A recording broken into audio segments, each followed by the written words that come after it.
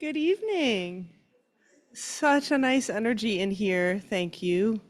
Really beautiful to just feel the connection and presence. I just really want to welcome everyone. Welcome, welcome, welcome. San Francisco Dharma Collective, Well of Being. I am Eve, one of the teachers here. This is an entirely volunteer-run center. There are so many of those volunteers here. So literally, you are being welcomed into the generosity of all these beings. And for folks for whom it's your first time, extra special welcome. I see some new faces. And for folks who it's not your first time, thank you. So glad you're back. And we are making our way through. We're going faster this time. Some folks know that I can take my real sweet time with books, but this one, which is Open Heart, Open Mind by Tsoknyi Rinpoche, we're gonna make our way through I think maybe a whole chapter tonight, because the way he lays it out is just so beautiful. It kind of really deserves its full arc. And for folks who haven't been here before, no worries about missing other chapters. It's a drop-in night, come as you wish. And this chapter especially really invites us to kind of the very foundation of how we can practice. It walks us through, in some ways, what we need to know philosophically, but also what we need to know experientially to settle into practice. Yeah, and tonight feels also on the extra special side because it's raining, which is exciting. We feel the turn of the seasons, that kind of invitation inward. I always think I'm gonna be bummed when it's fall because I love summer, and then fall comes and it's so nice. There's such a quality of light that's so beautiful. And it's also a really special holiday in the Jewish religion. Some of you may know, it's Kol Nidra. And whether or not you ascribe to that, there's a really interesting invitation on this day to reflect on the whole year. And it is said that the book of life is open and that we can, over this next day or so, I can't remember, I didn't pay attention in Hebrew school, that over the next day or so, maybe longer, the book of life is open. And there's our opportunity to reflect on what we want inscribed. It's funny because that teaching or that idea that there's some kind of wrong or harm we could undo is pretty generous. But in the Buddhist approach, there is actually fundamental purity, fundamental goodness, essential basic compassion as our true core and nature. So there's like an interweaving. I was trying to figure out how those two worldviews could speak with one another. And possibly with this book of life being open, it's kind of recognizing that the things we do that maybe we regret, that weren't skillful or maybe even harmful to another person, they aren't us. They don't define us. So we can reflect on them and learn from them and work with them also as our path. So tonight with Tsoknyi Rinpoche, we are, we'll see how far we get, because this chapter is so juicy and rich. The basic overview of this chapter is defining and understanding emptiness, no big deal, and then defining and understanding pure clarity of mind, inseparable from emptiness, and then digging into love and essence love, or our core nature as love. It rounds out with bodhicitta. I don't think we'll get there tonight, but I want to share that full arc because we're actually going to do two practices, one shorter one to settle in, and then one more once we've kind of unpacked these ideas of emptiness and clarity. Because I know some of you in this room are ready to just go all in and let loose into emptiness and clarity right now. But for, like Raph, but for some of us, we might need a little more kind of unpacking. And whether you've heard these teachings before or not, it's really nice to refresh ourselves with these ideas. And this idea, bodhicitta, which we spent 18 months or so unpacking with the Guide to the Bodhisattva Way of Life, in its essence is the heart that yearns to awaken for the sake of all beings. Not something we conjure, not something we create, but just that essential nature. Do you all feel that in some way? I assume you're here tonight, not because there's free cupcakes, because there's not. It is a good time, obviously, to be here, but I feel like most of us come here because there's that yearning to be in this world which is full of suffering, this world which is marked by samsara, right? Pain and suffering, and to be a light in this world, and to be able to offer compassion in this world. And so bodhicitta is like that spark, like that most basic aspiration, that heart that yearns to awaken for the sake of all beings. And I often, start off with bodhicitta in practice, as many do, and it's interesting to me that Tsoknyi Rinpoche invites us to go like 4 steps back from there. If that's our goal, if we want that heart to awaken for the sake of all beings, we actually need to know how to feel a sense of love that isn't about love, I give you something, you give me something, like a kind of unceasing and boundless love. And that actually that kind of love isn't possible if we can't see clearly how the world actually is. That there shouldn't or doesn't need to be a separation in what we love and who we love and how we love. So that's his whole map, that this understanding of emptiness and clarity allows us to have a real sense of love, not that conditioned love. And then that allows our heart to open to all beings. It's kind of elegant. It's very beautiful. And Tsoknyi is a very traditional teacher in the Tibetan lineage. However, he's really, I think, a wonderful translator and a bridge to these ancient traditions in very simple, approachable ways. I've learned quite a lot from him, and just really appreciate the way he's laying out these teachings that I myself and many of you in this room have heard before, but just in this really simple, I think very approachable and very profound ways. So one of the things he mentions in the very beginning here is about this idea of essence love.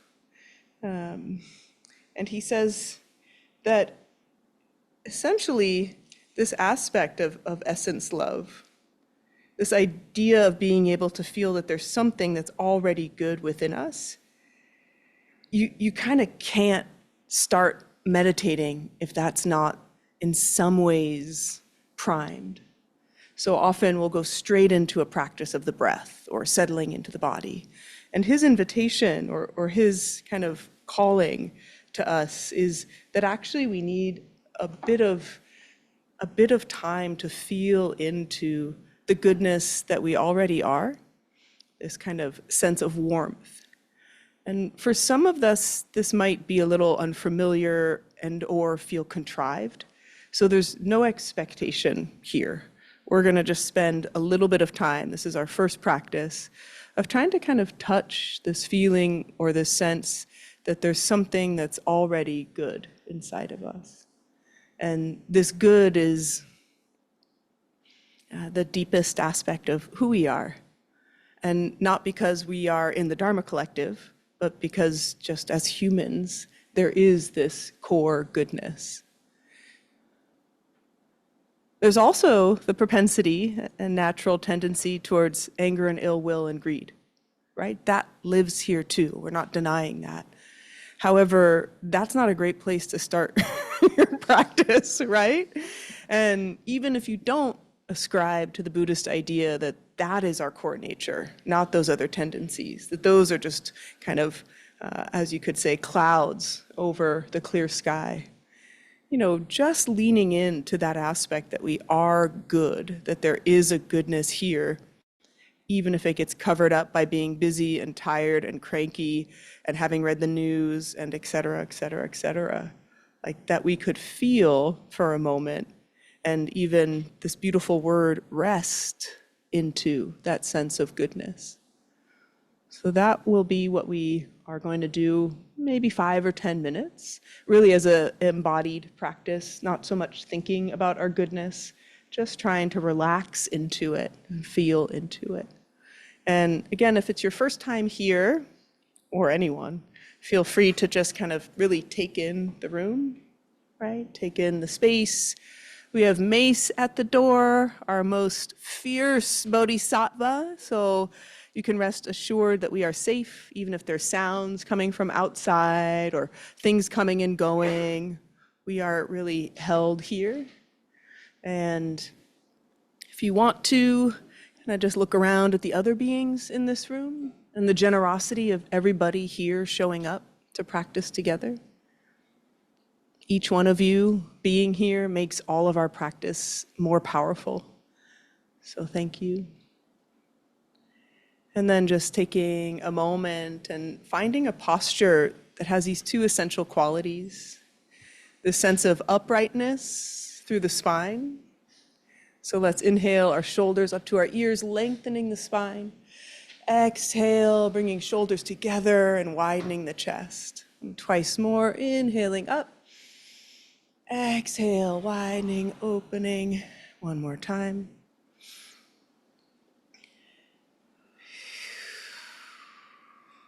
So hopefully feeling that sense of uprightness and lengthening.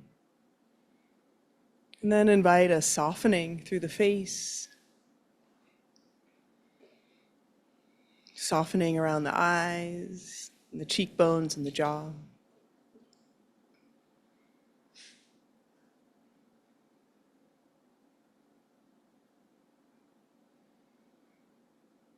And softening and maybe even a brightening at the area of the heart.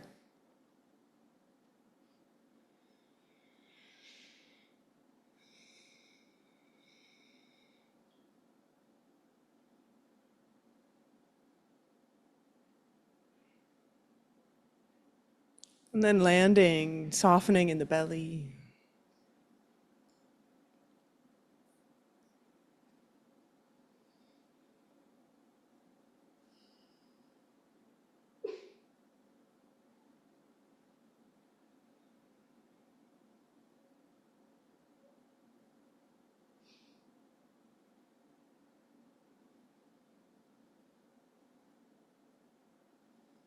And for a couple moments, simply feeling the body just as it is. Feeling the weight of the body, the gravity on body.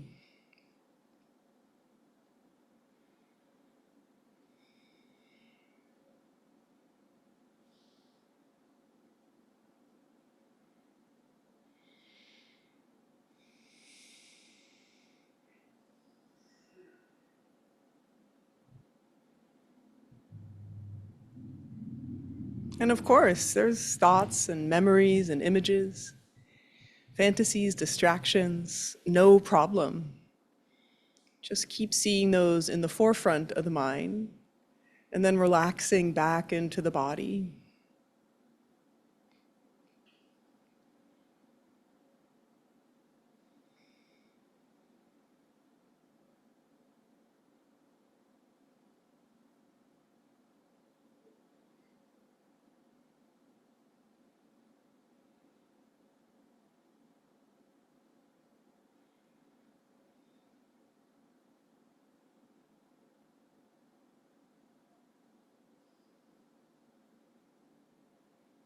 This mindfulness of the body is a precious cultivation of both some ease, some relaxation, but also this vividness, this brightness.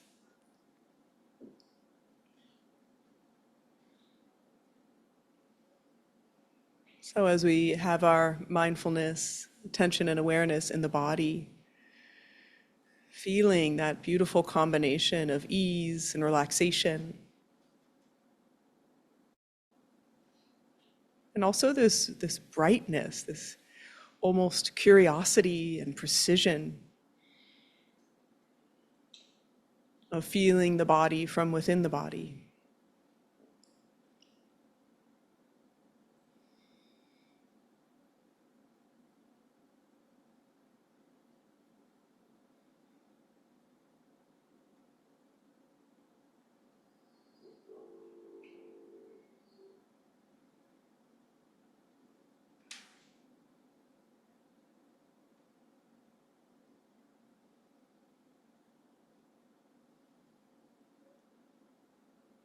Letting whatever happened today or before you came here gently fall away into the background.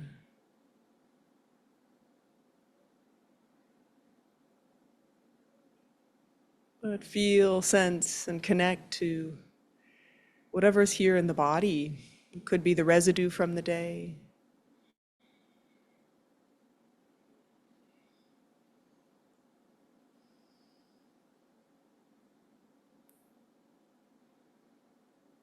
For a couple moments, really noticing and sensing the experience in the body, especially associated with emotion, maybe lingering mood or feeling.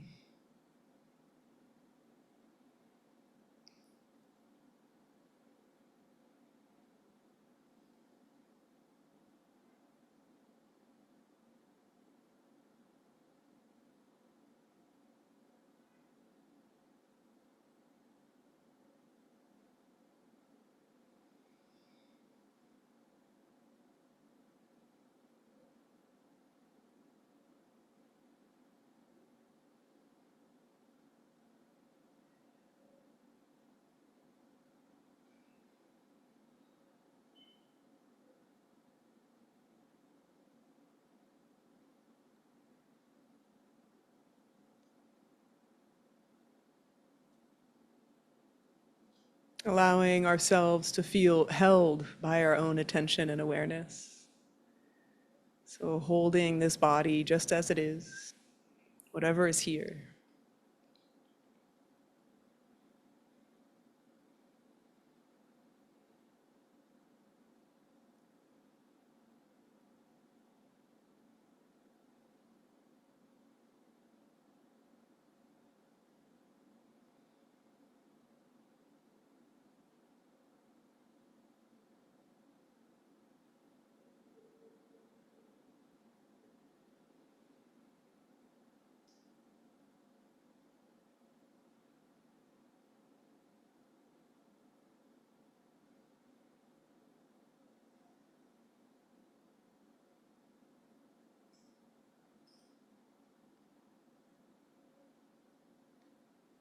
And then, almost as though our attention and awareness could look right back upon itself,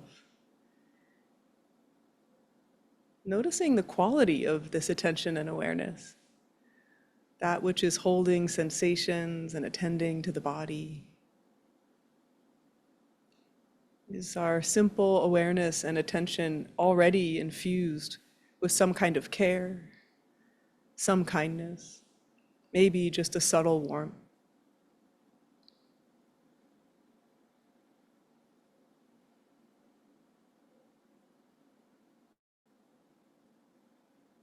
And continuing this connection or investigation of a basic goodness, this intrinsic, already okay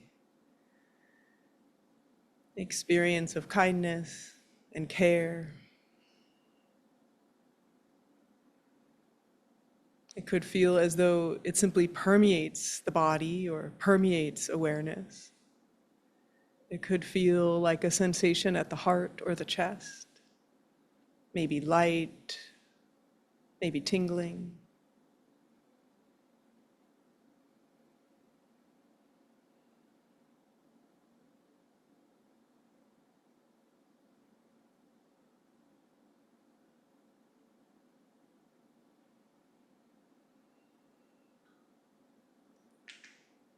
As much as possible, trying to not use the thinking mind and instead a sense of knowing.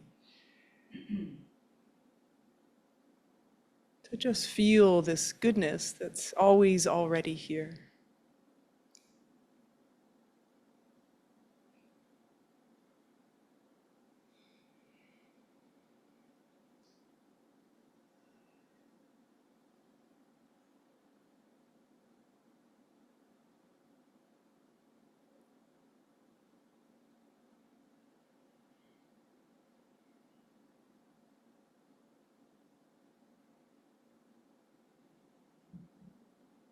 It's okay if that's hard to connect with.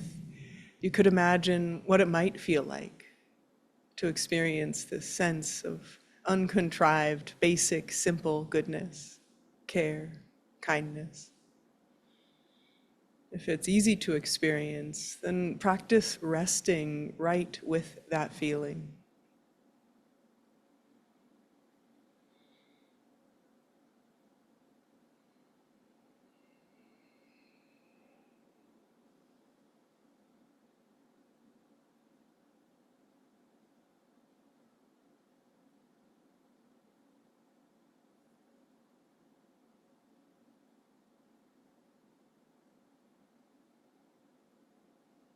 How does it feel in the body?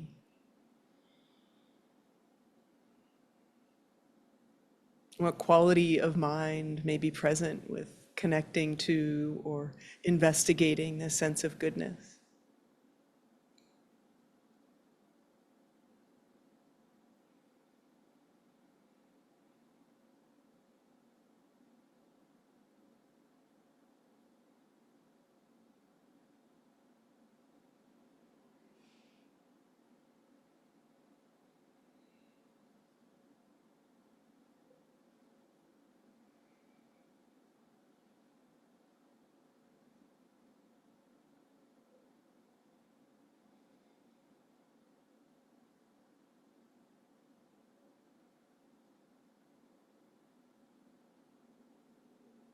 Just a couple more breaths here.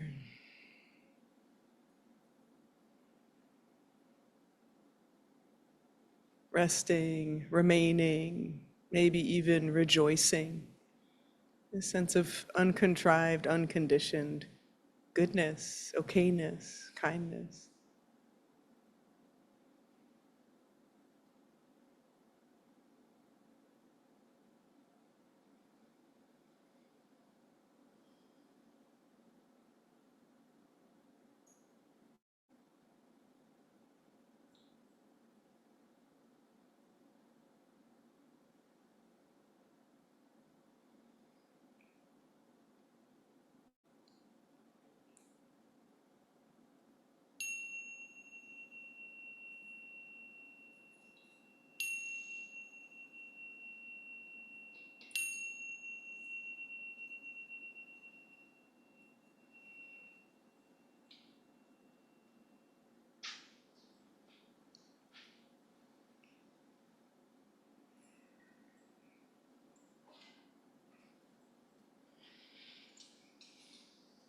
Thank you for your practice.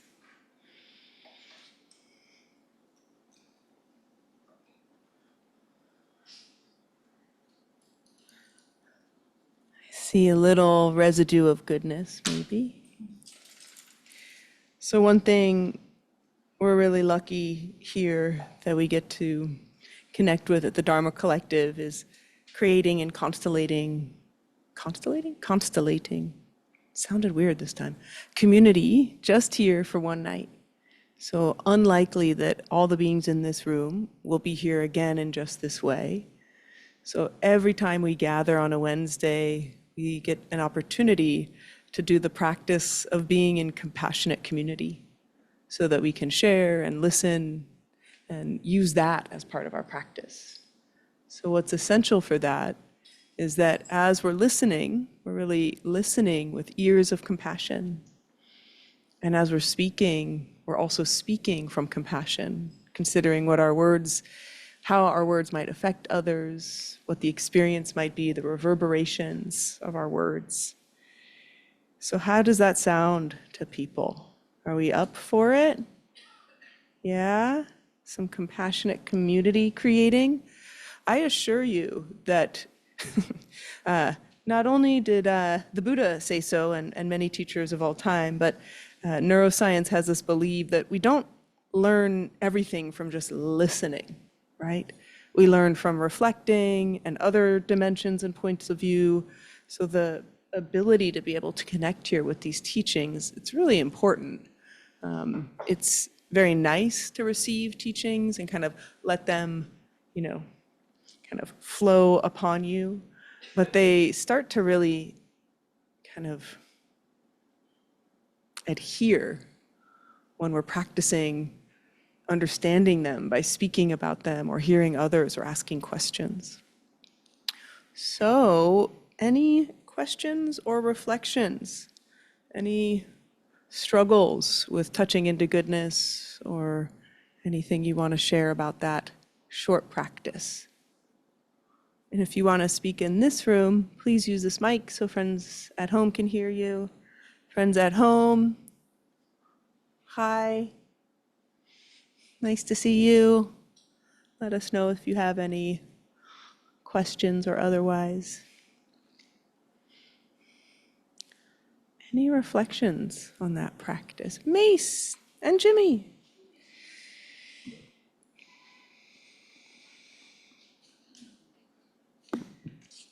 Well, I really like starting with that. Like I like get what he's saying. And when I'm stressed and distressed, it's a very hard.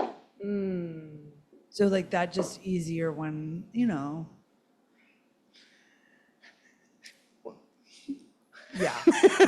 When there's like this. There's no language, yeah.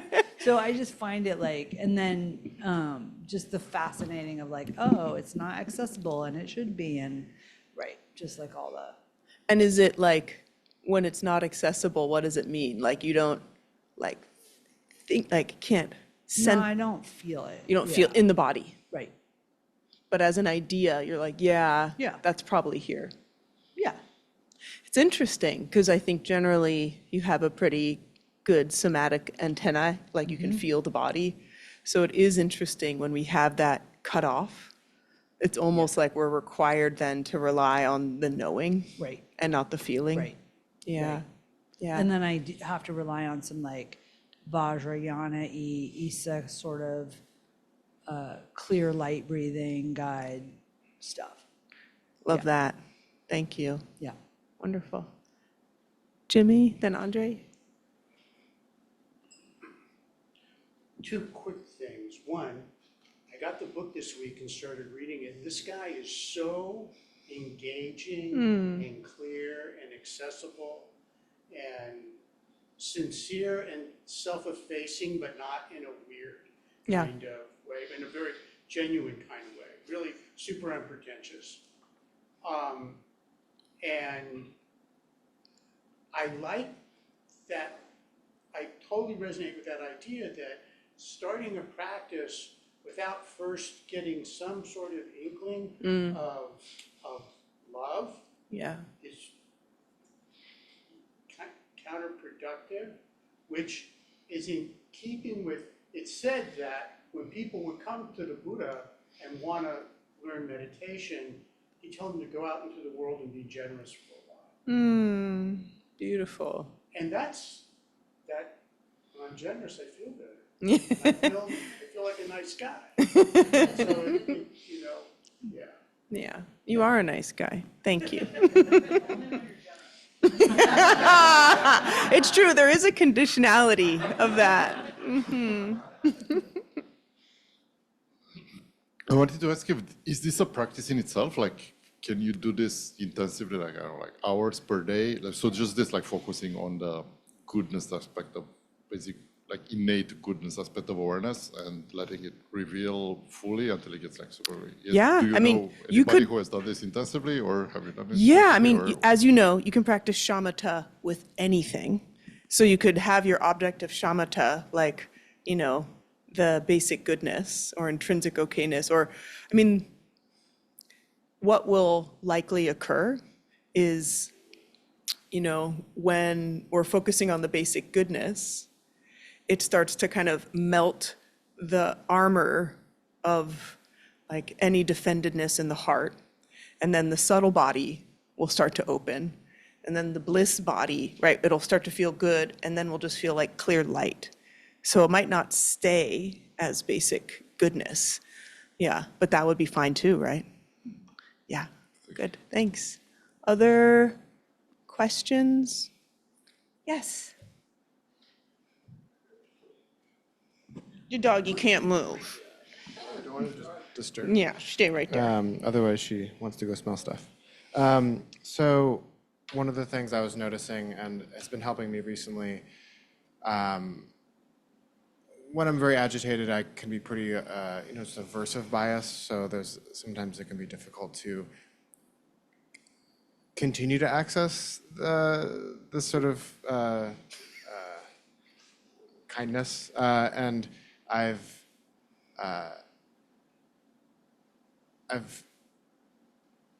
the thing that seems to help right now for me is not trying to change anything at all. Yeah. And so just, okay, I'm struggling to find this thing again. It Yeah. was there a second, like I'm lost immediately again. Yeah. And it's like, okay, not changing a single thing because it's already happened. Like Yeah. it's just, and I feel like that can help me go back. Beautiful. That's going to be our second practice tonight. You're like ahead of the game. But I love the wisdom of that too, which it is kind to do that, right? And just be like, well, here is what I am. And what did you say? I have a subversive, Aversion bias, or yeah. like I'm just very practiced at aversion. yeah, like this is bullshit kind of attitude Or no, it's more like I'm feeling things wrong. These feelings are the wrong feelings. okay. Like I'm not feeling the Yeah. comparing mind Yes, or yes. Yeah. things like that.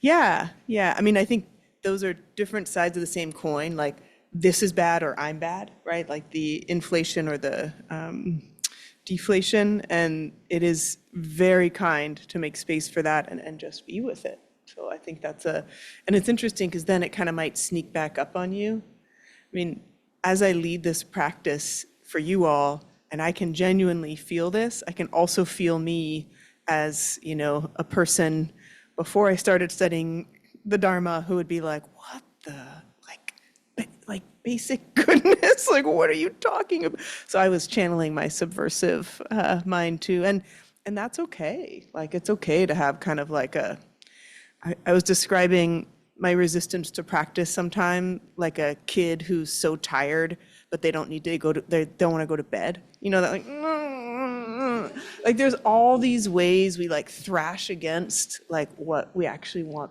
to be feeling or doing or kind of have a knowing, like if I just relax into it. And this is why this, simple instruction of like relaxing into, as long as we don't feel too dull, it's totally the right move, right? And you were relaxing with, right? And that's in some ways almost a synonym for bringing awareness to be with, right? Relaxing with, bringing awareness with. So, thank you. Okay. Cage? Yeah, I really enjoyed this practice, and I felt that it could be longer. It felt very short. I was like, "Is that the bell?" So that was nice to not be like, "When is she gonna ring the bell? Is this over?" But yeah, I think I felt a large sense of that bodhicitta, of that just. That little, I think when you were talking about it, that little spark really kind of stayed there. Yeah. And it is so sweet and so beautiful, that the spirit of bodhicitta, and that really came through. Yeah. I think. Oh, beautiful. I can hear that. Thank you for sharing. Yeah. Yeah. And that's, again, like it's so wonderful to just hear how he will describe it. And then we have to try to practice it and feel it as well. Okay. So we're going to actually move back from love to emptiness. And I love this opening story he gives in this chapter. So we're on chapter 3 for those who are following along. And he talks about being 2 or 3 years old and sitting in his grandfather's lap. And his grandfather was like an exceedingly attained, realized being and meditation teacher of great renown, as was his father and are all his brothers. I was joking, saying he was a Nepo baby last night, but just say he has great lineage. And he says that like sitting in his grandfather's lap, and I can kind of picture it. And he doesn't know what meditation is. He's only 3 years old. But like as he sits there, something settles in him and he feels that spark of goodness, become like more alive in him, just from being with someone practicing and himself settling in.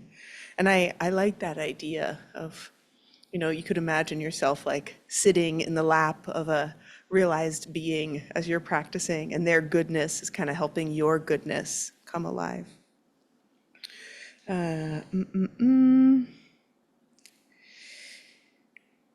He said, that spark, when I was old enough to fit words to it, is a kind of spark that lights the lives of all beings. It has been given various names by people of many different disciplines, and its nature has been debated for centuries. In many Buddhist teaching, it's known as Buddha nature. And then he has his little quip, like, don't worry, you don't have to walk around in robes. Like, he really wrote this book for secular folks and tried to not scare them off. He said, actually, the term is a rough translation of two Sanskrit words, Sugataka Garba or Tagataka Garba. Sugataka can be roughly understood as gone to bliss, while Tagataka is interpreted as thus gone. Both refer to those who, like the Buddha, have transcended or gone beyond conflict, delusion, or suffering of any kind, a condition one might reasonably understand as blissful. Garba is translated as essence, although on a subtle level, it may also be seed.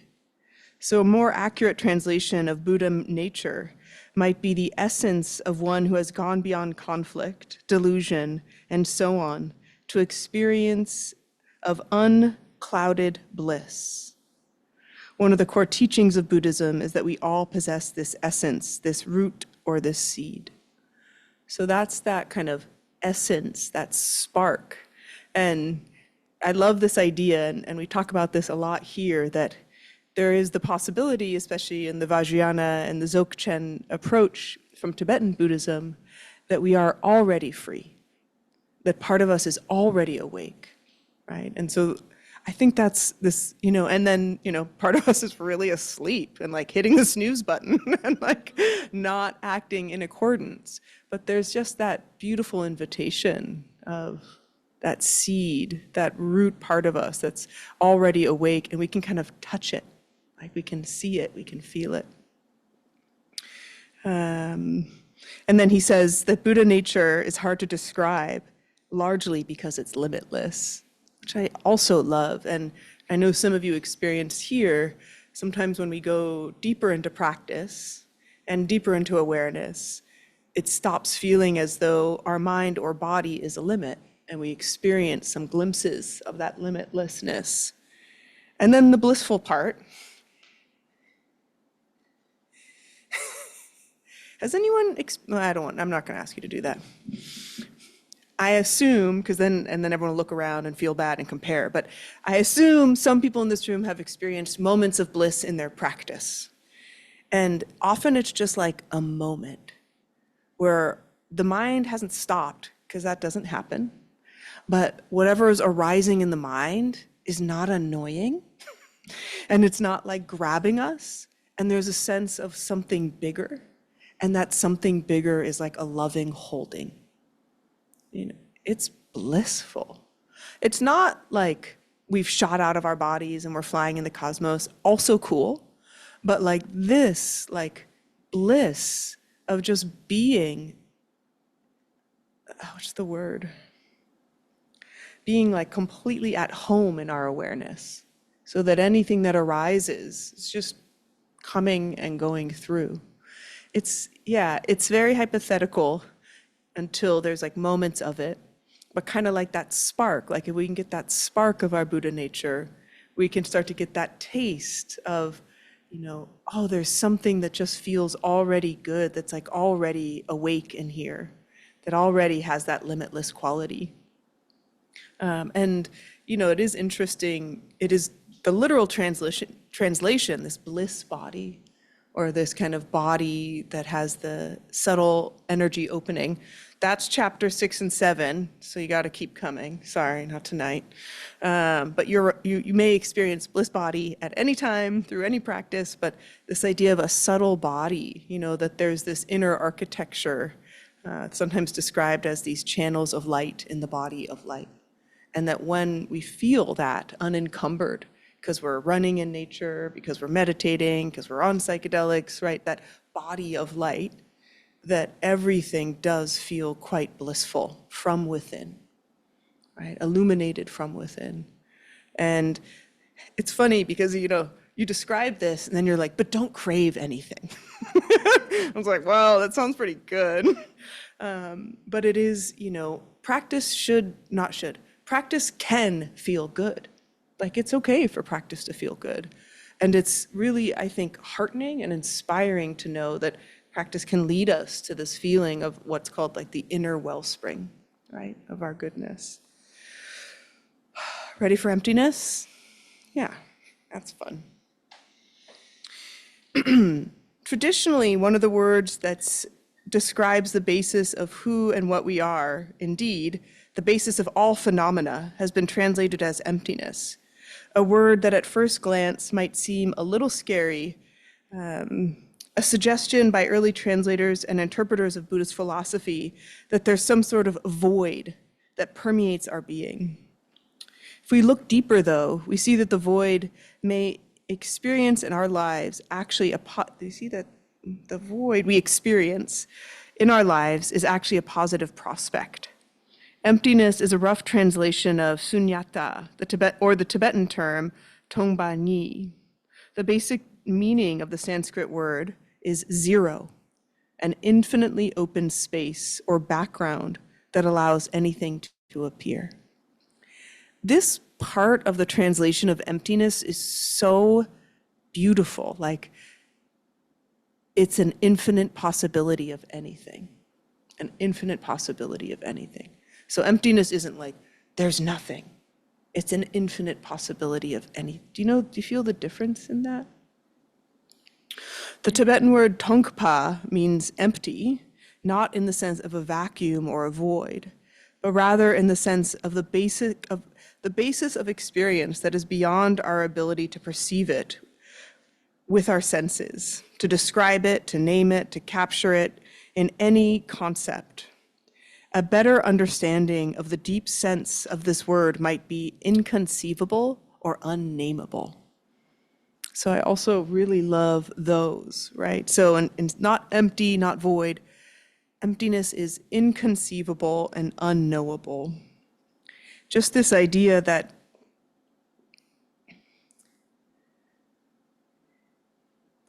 whenever we think we know what's happening, we are not seeing the full picture clearly, right? And so this emptiness is like seeing that it's like unnameable and inconceivable. So the basis of our being as emptiness means that whatever we think we know about ourselves, nope. It's like a small sliver of it.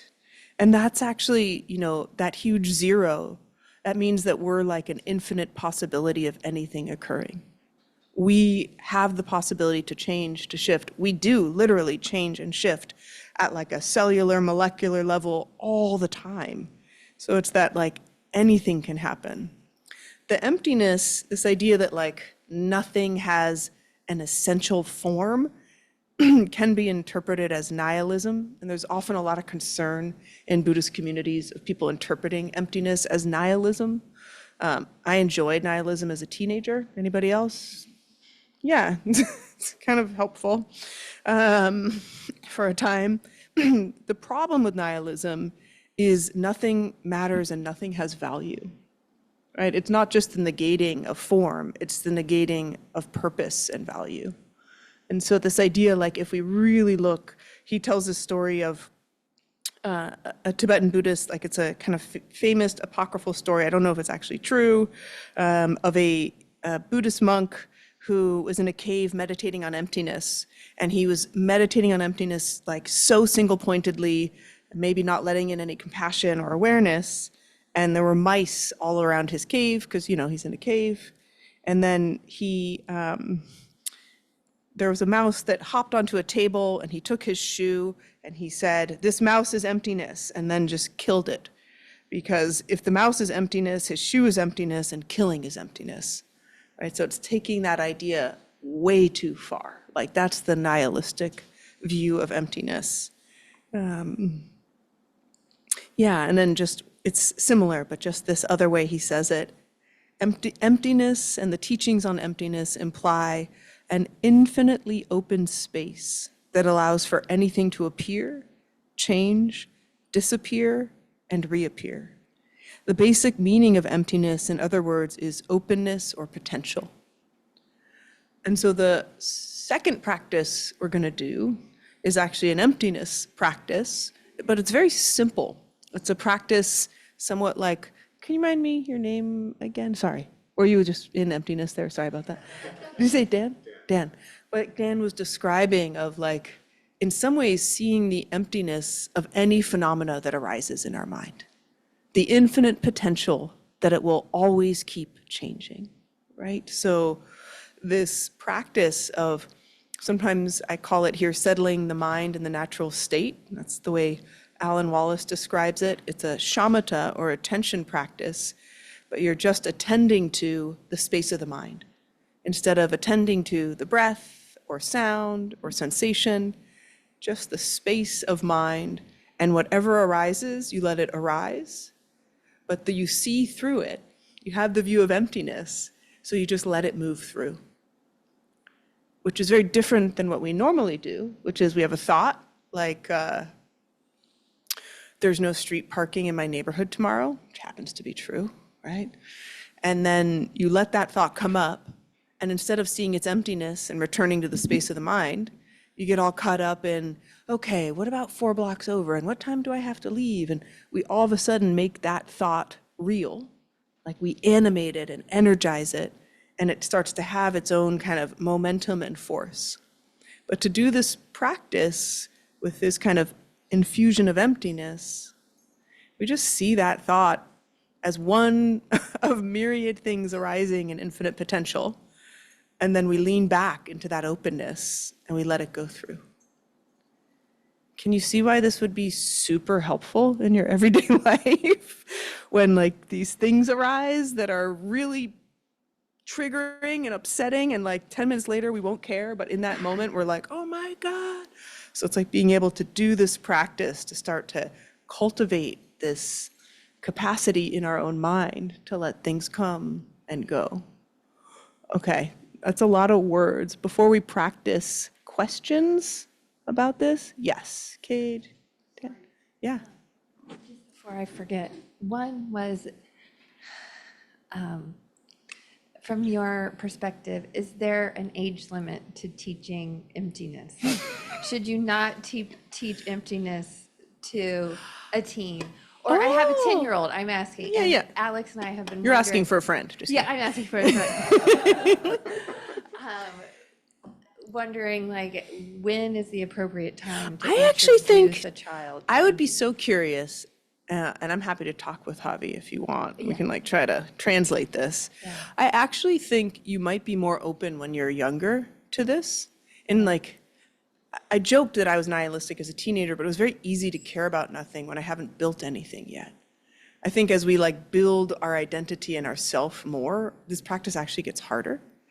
I don't think you could necessarily practice it before you have what's called like theory of mind. So, you know, under 4 years of old, 4 years of age, it's hard to tell the difference between yourself and what someone else is thinking. So that might, I don't know why, but that might be trickier. But I think it might work well, you know. And I was actually age, I thought you were saying older too. Well, older than 10, yeah. No, I mean like how old? Like, you know, could a Oh. 88-year-old learn this practice? Well, that is interesting. I think so. I think they could. And I think, again, they're at a better phase because they're more used to letting go.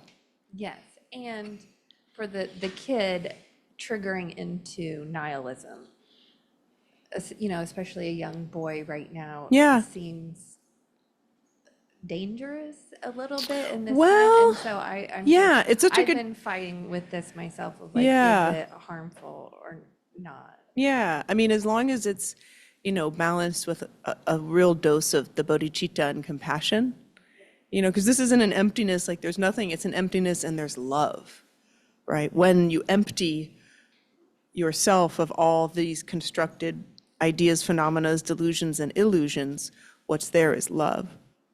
So if that, and you can't like force that, but it's, again, it's there. So maybe that like supportive aspect of it.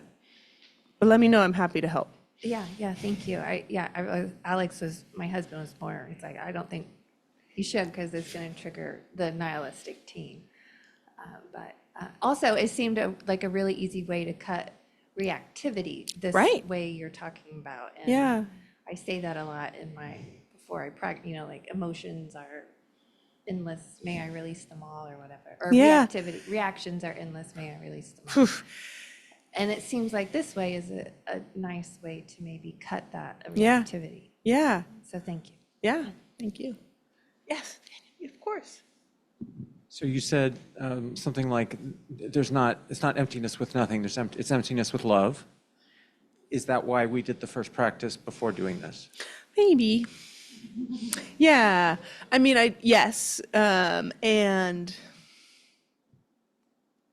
I also think emptiness gets so heady, and there's a whole like kind of cerebral thing where like, oh, it's like, and to have that grounded in the somatic embodied feeling of love, I do think is important. Maybe some of you have experienced this, but in a lot of Buddhist communities and practice areas, there's so much focus on transcendence and the emptiness and the kind of spacious awareness. And sometimes that isn't embodied and relational.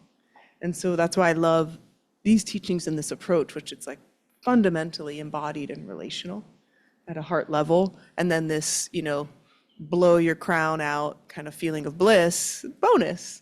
But it's like grounded in this. Like we never transcend the body. We're always living in it. So to be able to have that, in some ways, like foundationally, all the words are failing me a little bit, but this kind of foundational sense of love and the architecture of love in the body. So starting with that. And also it's just an obstacle, right? If we aren't feeling love, it's like, it's hard to even do these practices because then we're kind of caught up. And that's what Tsoknyi was saying in the book is he was like giving all these clarity practices and was like, wow, these students, they're so smart. They get it. They're practicing. But then by day 3, their awareness and attention was very dim. And he was like, realized it was because they were spending so much effort and energy trying to suppress difficult emotions that they couldn't sustain the attention and energy.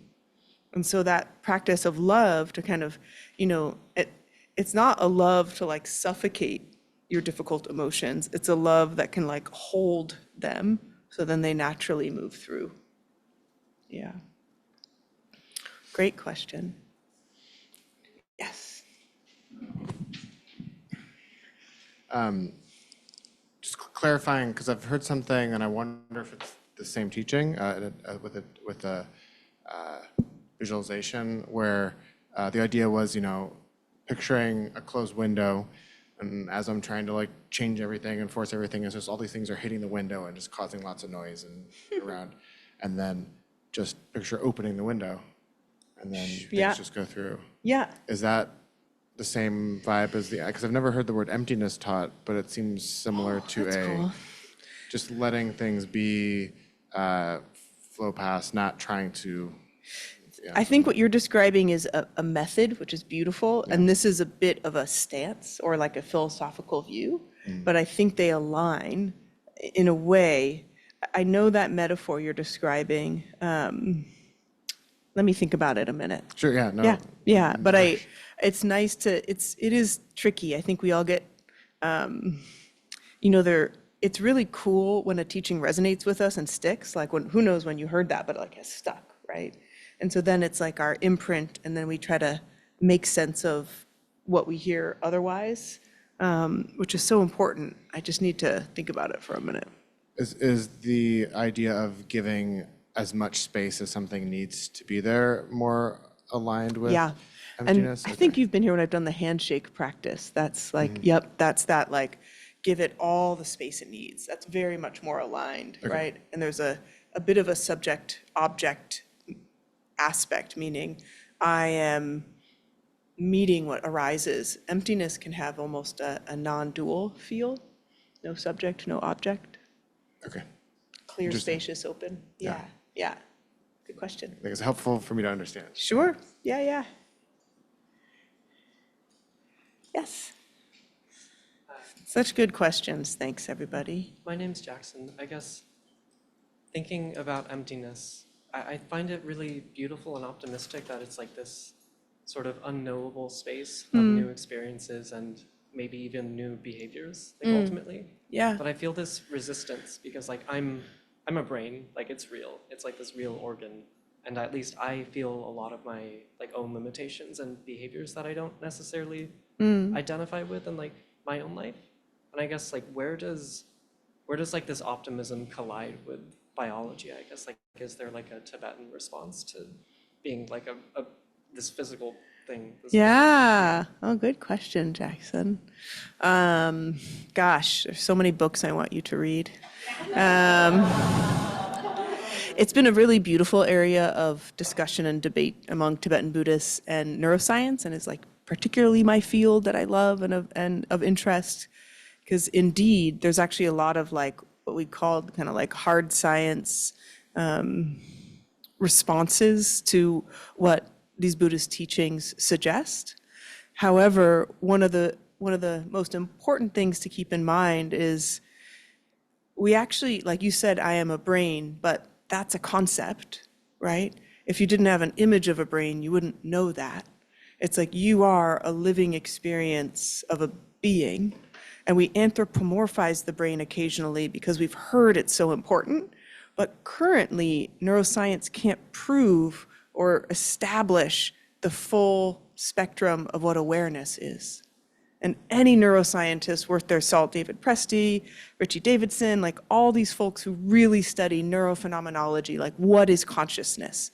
Not just what is thinking, but what is consciousness? It's called the hard problem of, like the hard problem of consciousness. We can't actually fully see it in anything that's measured through the brain. And I say, hallelujah. So there's just that humility to one side, right? Which is nice to kind of feel. And then what's interesting is we do know, like at a neurological level, that what we practice indeed, like what we practice sitting with our eyes closed has real world efficacy. And I find a lot of optimism in that. So when we're practicing compassion, you know, this kind of neural framework that gets activated as we practice compassion does translate to real world behavior of compassion. So it's not just that it feels good and keeps our heart open, it does do both those things, and those really matter. It also has that efficacy. And then, you know, I think, I used to remember the citation, like the first neuroplasticity citation, I think it's like 98 or 2001, like maybe even later, 2005. But the understanding of neuroplasticity, that really gave such a boost to the contemplative neuroscience field of we can actually change this brain. We can change the wiring, we can change the tendencies. Not that it's easy, right? Because we have this life momentum from our own family, and then if you believe it, past life momentum from intergenerational trauma and baggage and drama, right? So it's not as though it's assured. And one thing my teacher says, which I really appreciate, is, you know, you practice once you start really, you know, sensing the benefit. Even just if you're 10 or 15-minute practice, you're like, I'm less annoying to the people around me after I do that, right? That's enough evidence to start. And then you commit without any expectation of reward, of change, of awakening. Because that expectation will like totally spoil your practice, you know? So it's interesting, like it's not blind commitment, like commit once you see the benefit, but then release all expectation. So kind of answers your question. Yeah, that was such a great question. Thank you. Ulysses, did you have a question? Okay. Okay, I'm going to say one more thing on clarity because then we'll just practice it.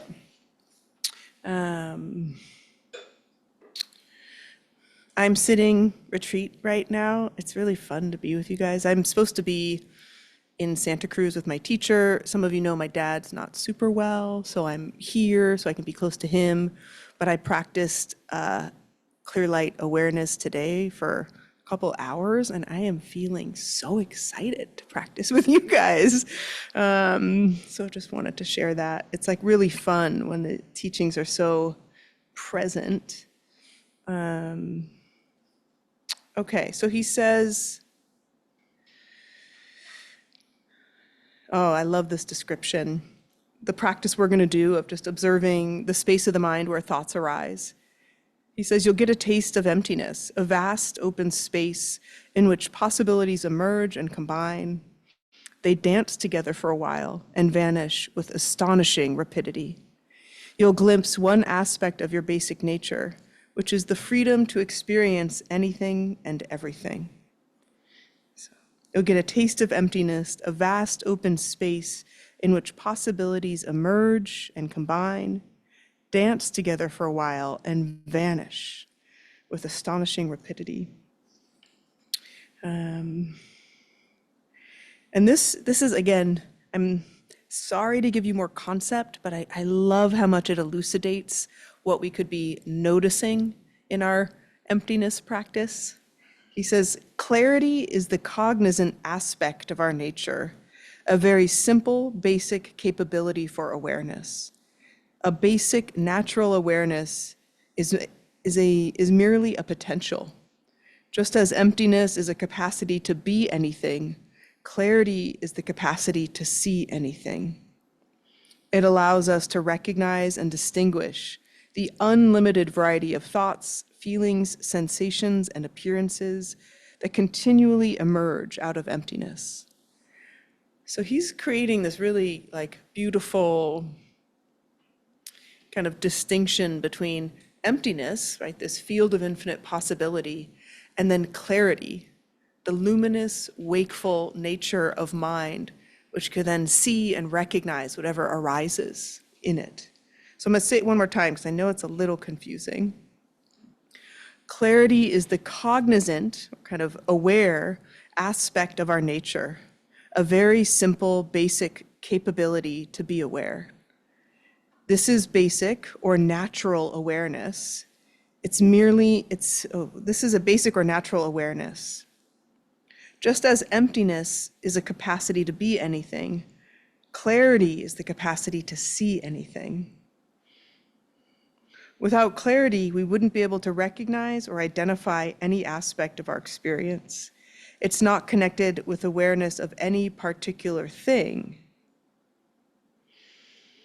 Okay, so then this cognizant knowing aspect in Tibetan is O Sel Wa, such a beautiful word, which is translated as luminosity, our fundamental capacity to illuminate or shed light on our experience.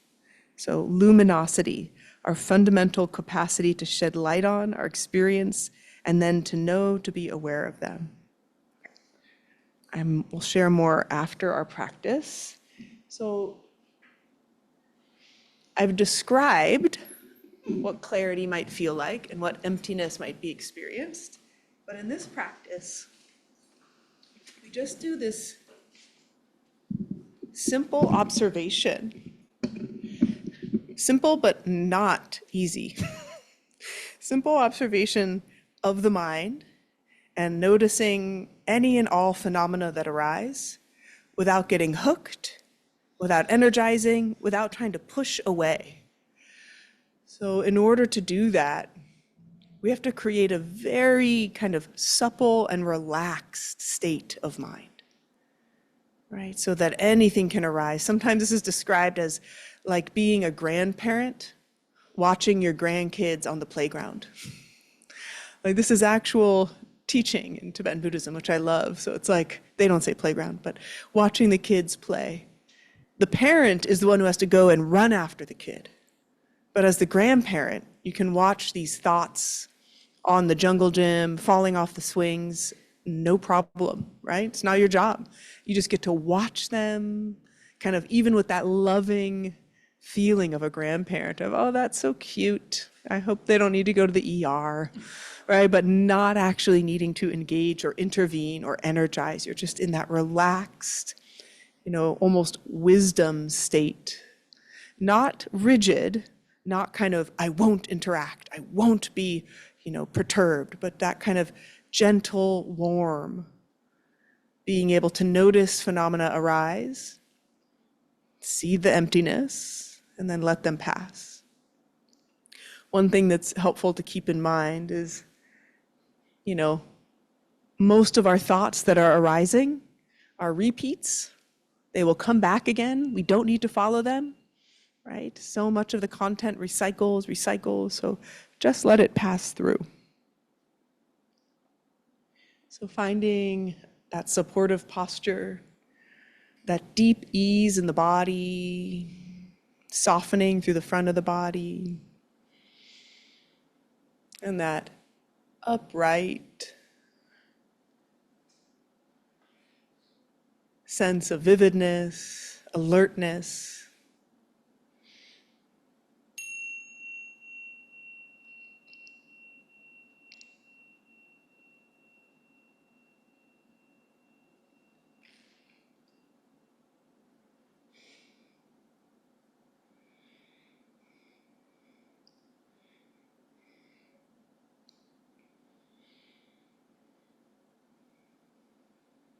So for the next 3 or 4 breaths, inviting a sense of deep relaxation with each exhale. So inhale, lengthening and extending the breath. And then exhale, exhaling. You could even open the mouth for that full release of breath. Twice more, lengthening the inhale. And exhale. One more time.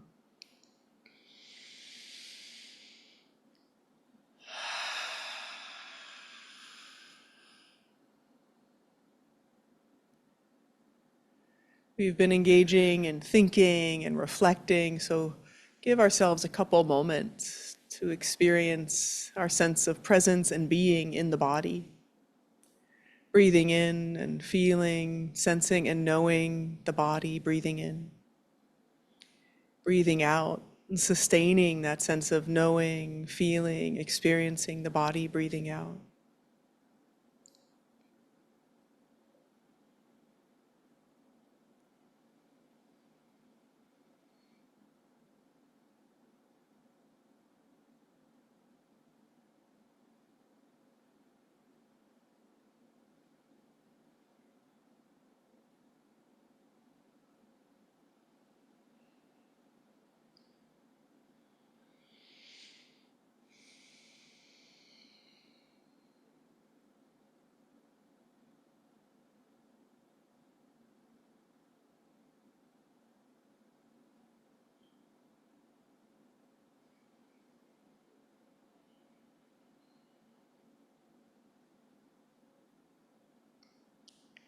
And of course, there are likely already thoughts, imagination, images, fantasies. So now we direct our attention and awareness to the space of the mind. And you could feel, sense, or imagine that this space of the mind isn't just behind the eyes, between the ears, but space of the mind as broad, limitless awareness.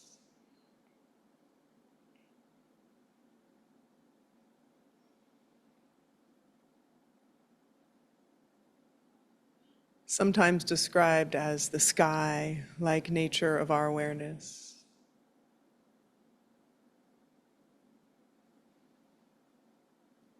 And in this practice, we simply watch as thoughts or sensations or sounds arise in the space of the mind. But we rest in the stillness of the awareness. So watching the movement of the mind with that deep knowing of the emptiness of all phenomena arising in the mind.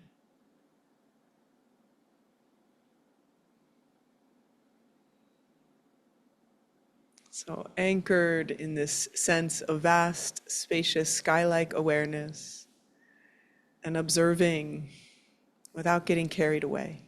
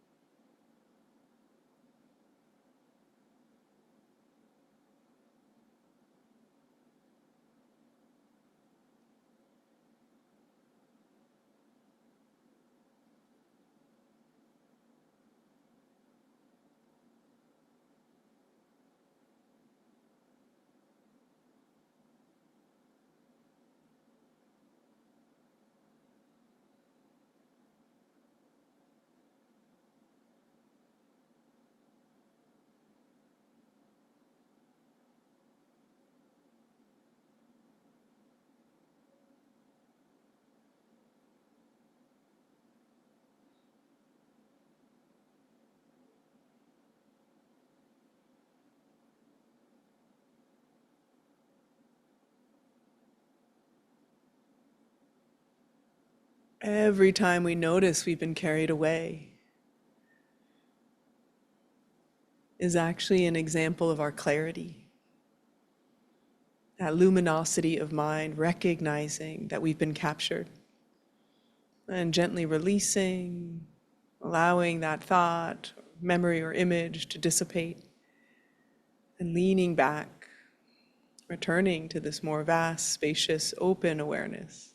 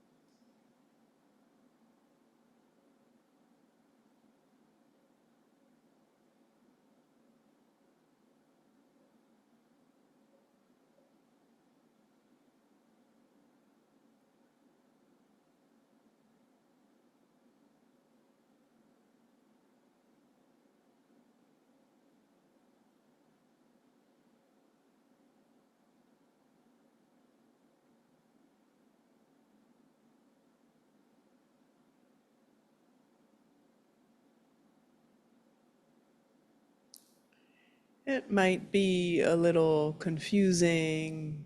You might feel dull, fuzzy around the experience of awareness. No problem. See if you can balance this sense of deep, almost existential relaxation of the mind and body. But bringing this precision, this brightness, this vividness to our noticing of phenomena that arise. These phenomena include thoughts, memories, images, whatever is occurring in the space of the mind.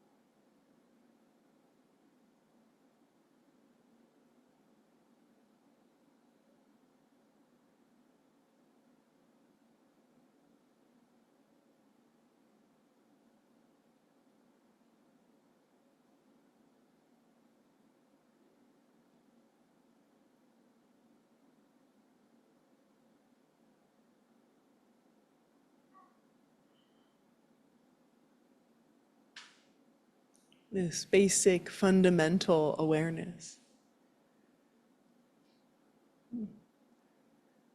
In its most simple form. Luminous, spacious, open.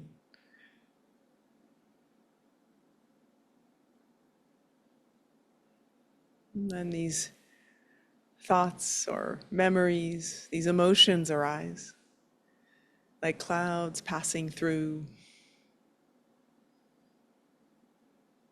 And can we see just the infinite possibility of these thoughts, memories, and images, openness, the changingness, not solid, not fixed, just watching them pass.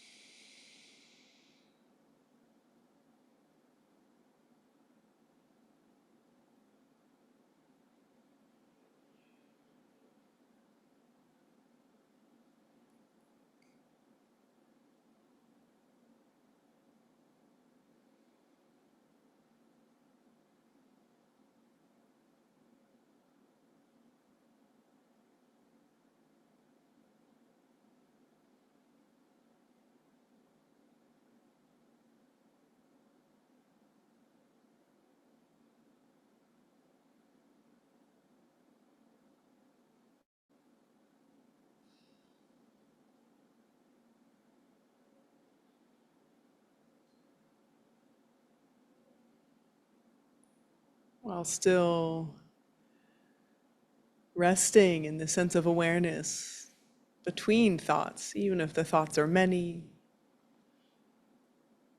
Is it possible to recognize that sense of warmth or goodness, that kindness or care that's also there, permeating our awareness?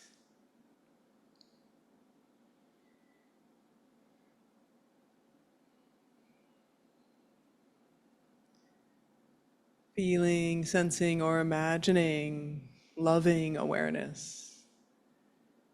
Everything that arises, seeing through it clearly as just phenomena passing.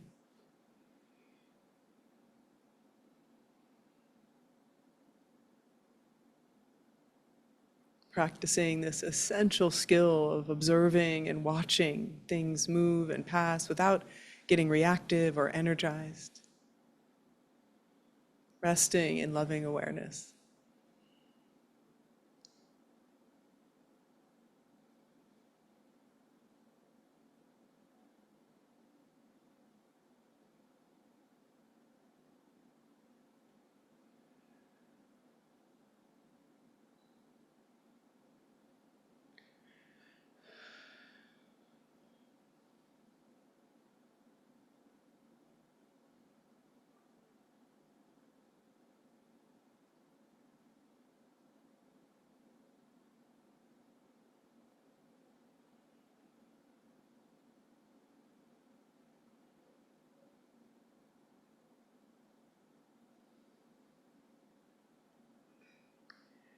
Very gently, now bringing attention and awareness to the body and the breath. Regathering the attention. Breathing in, feel, sense, and know the whole body. Breathing in, breathing out. Feel, sense, and knowing the whole body. Breathing out.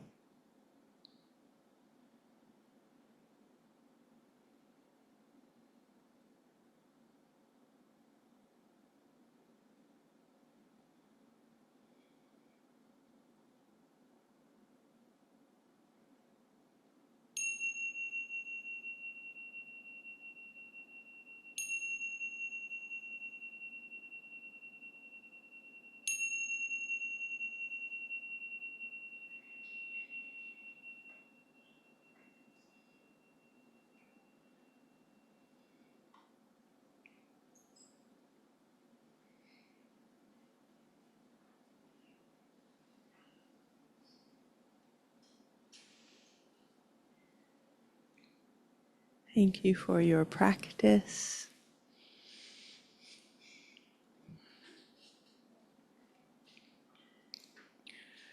So we talked emptiness and clarity. How did that go? Any reflections, questions, objections? Yeah, Noemi.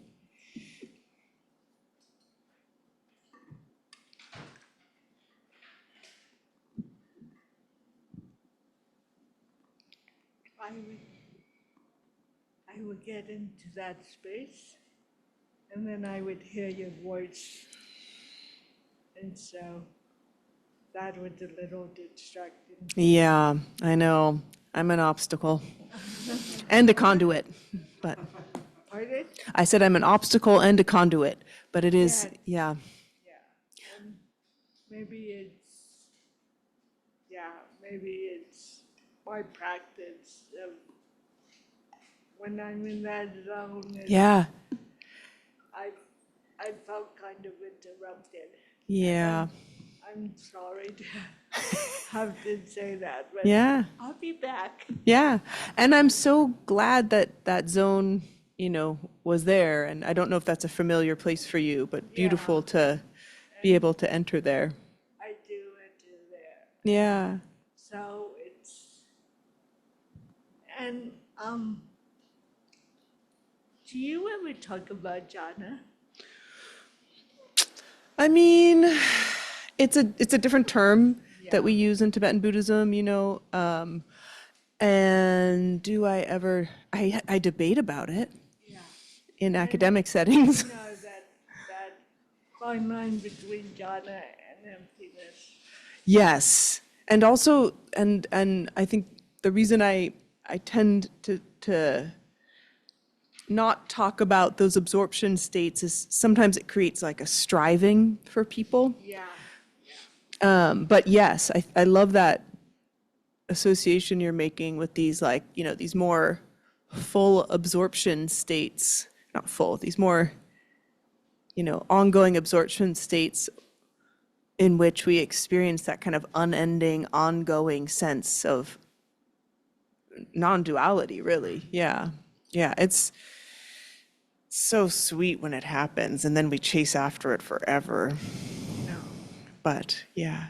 Thank Yeah. you. Yeah, I will say, just, as a little teaser, there are a couple different research labs trying to hack the jhanas. So to shortcut your way there without having to meditate. I know. So I debate about that. Right, except that, yeah, this is the world we live in, but could be worse things. Other questions? I liked the objection. Other questions? Reflections on the practice? Yes, Raf.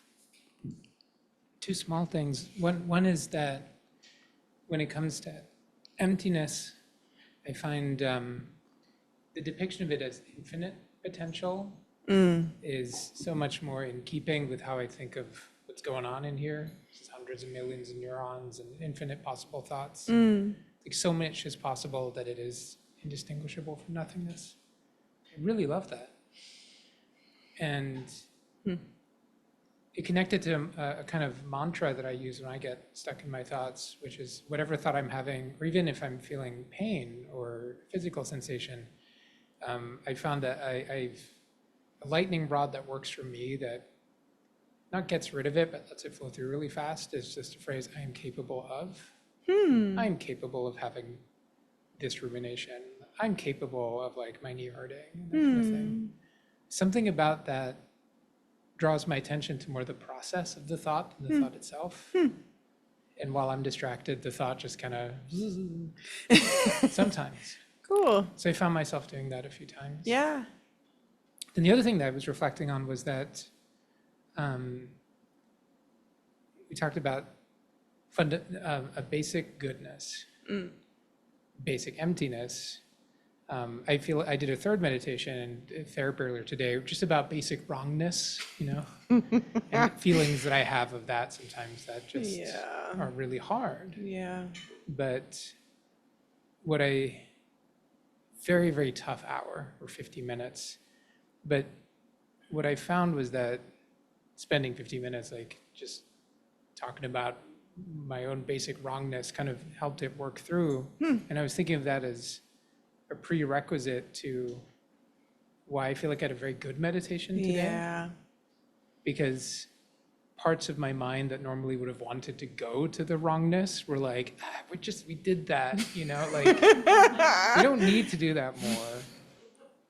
So like a weird question is like, is it a thing to meditate on the wrongness, to let that work through, to avoid it, to lean into the tunnel, to go through it?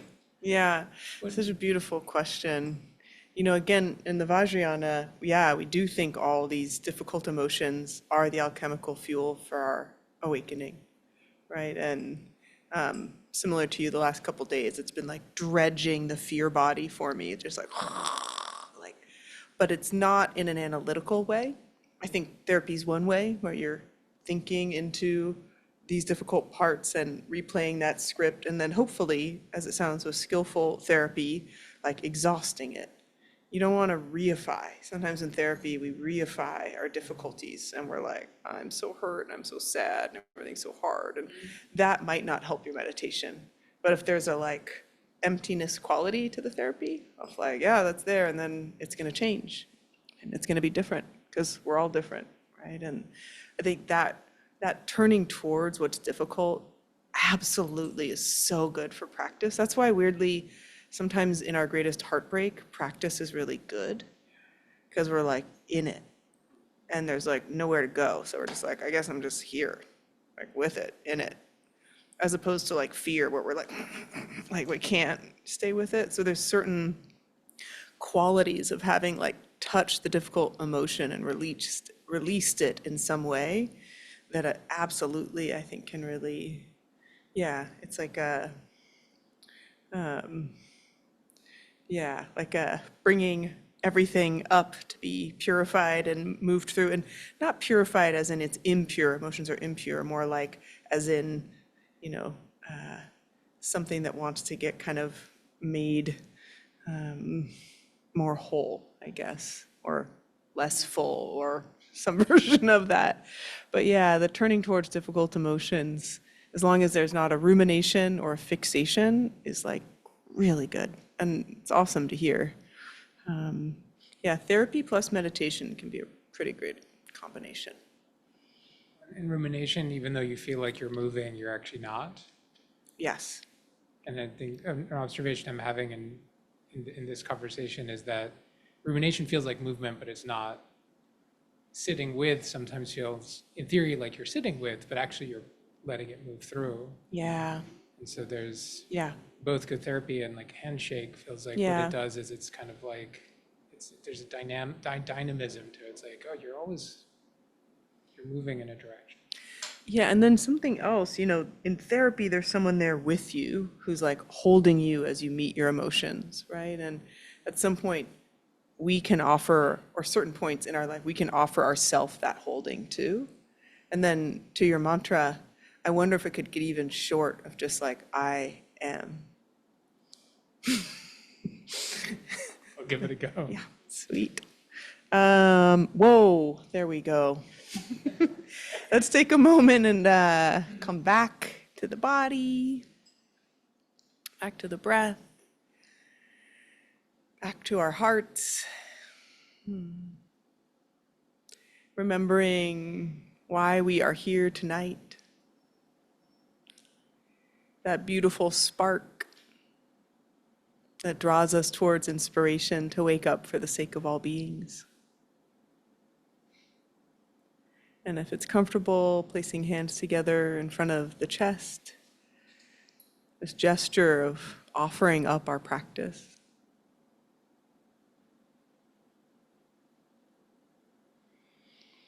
Dedicating the energy of our practice together, our reflections together.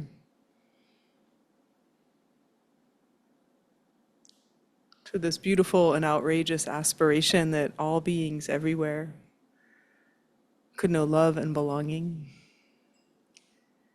that all beings everywhere could feel safe and protected from inner and outer harms, that all beings everywhere of all time, until space remains, could be free.